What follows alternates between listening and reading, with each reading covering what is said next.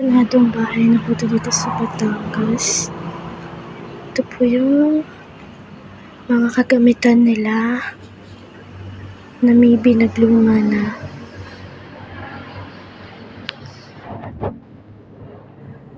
Parang ito po yung site sa loob. Parang kusina, kabilang kwarto. Ito po yung isang parang kwarto po nila yan dati.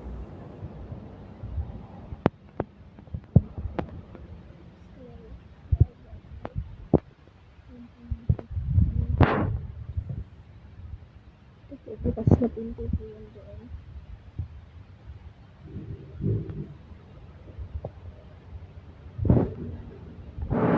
Yun po yung taas.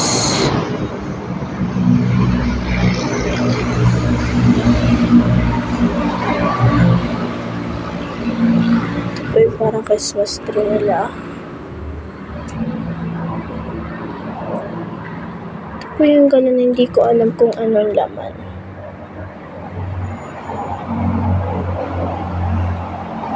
Medyo may kagaanan. Ito pa po. Ito po ito yung entrance niyan. Tapos ito po ito yung hindi pa siya tapos gagawin. Mag-ghost hunting po tayo dito bukas. I mean, mamayang gabi.